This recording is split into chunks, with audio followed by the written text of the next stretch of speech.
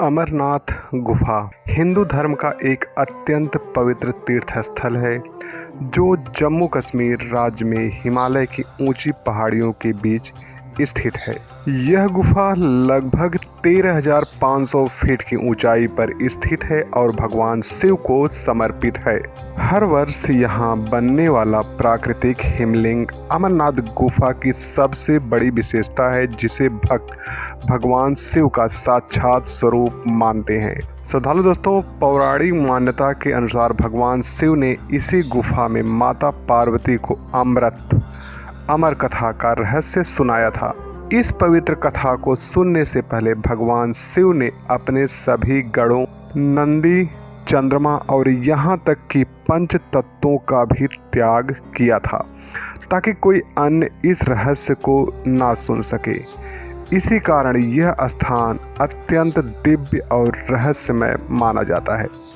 अमरनाथ गुफा की यात्रा को श्री अमरनाथ जी यात्रा कहा जाता है, जो हर साल श्रावण मास यानी कि जुलाई अगस्त में आयोजित होती है।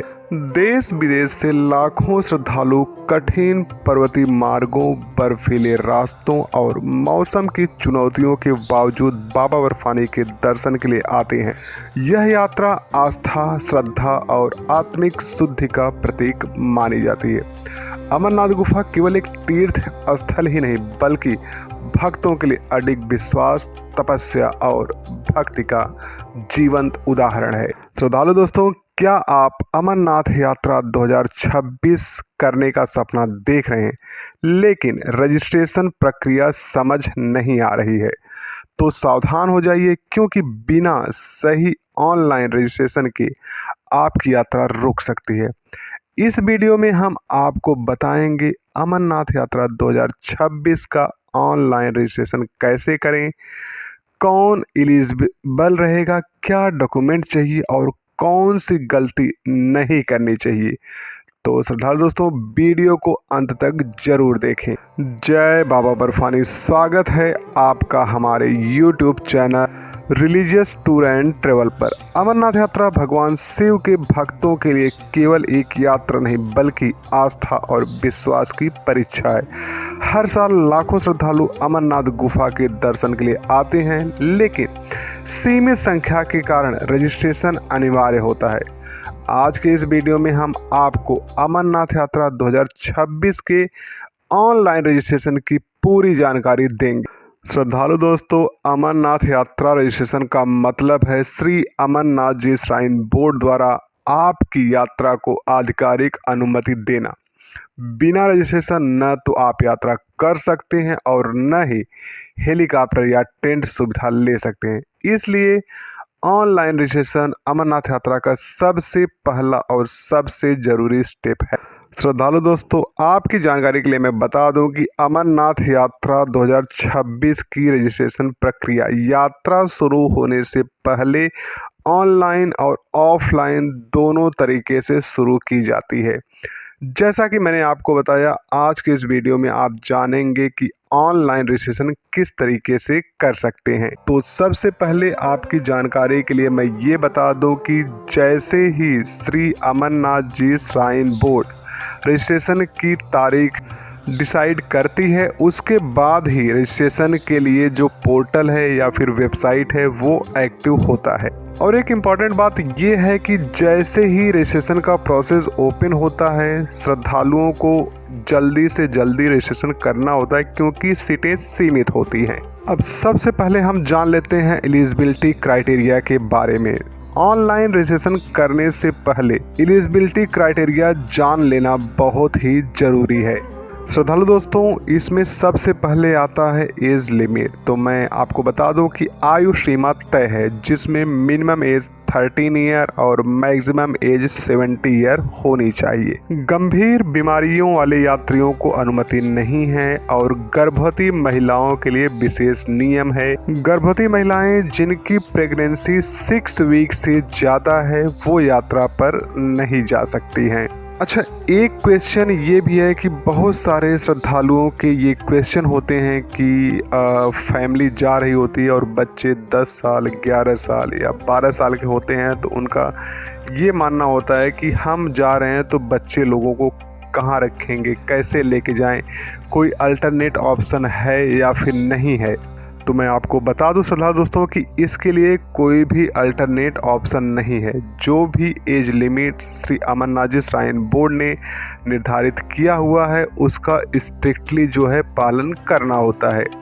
अभी जो भी रजिस्ट्रेशन है वो सब ऑनलाइन हो गए हैं, तो जैसे ही आप कोई आइडेंटिटी प्रूफ अपलोड करते हैं या उसके नंबर आप डालते हैं जैसे कि आधार कार्ड, तो ऑटोमेटिक वो स्कैन हो जाता है। और अगर एज लिमिट 13 ईयर से कम या फिर 70 ईयर से एबव है तो वो एक्सेप्ट नहीं करेगा और रजिस्ट्रेशन नहीं होगा।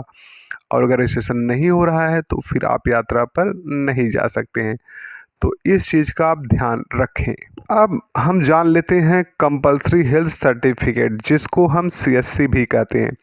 तो श्रद्धालु दोस्तों, अमरनाथ यात्रा के लिए मेडिकल सर्टिफिकेट यानी कि CSC अनिवार्य है। यह सर्टिफिकेट केवल श्राइन बोर्ड द्वारा मान्यता प्राप्त डॉक्टर या अस्पताल से ही बनवाना होता है। बिना वैलिड मेडिकल सर्टिफिकेट के आपका रजिस्ट्रेशन रिजेक्ट हो सकता है, चाहे वो ऑनलाइन रजिस्ट्रेशन हो या फिर ऑफलाइन रजिस्ट्रेशन हो। अब श्रद्धालु दोस्तों, हम बात करते हैं सबसे ज़रूरी हिस्से की, ऑनलाइन रजिस्ट्रेशन कैसे करें।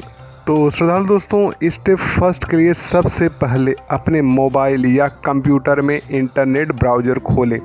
इसके बाद श्री अमरनाथ जी श्राइन बोर्ड की आधिकारिक वेबसाइट पर जाएं। ध्यान रखें, केवल आधिकारिक वेबसाइट का ही उपयोग करें। किसी भी फर्जी लिंक, एजेंट या सोशल मीडिया पोस्ट पर भरोसा ना करें, क्योंकि इससे धोखाधड़ी हो सकती है।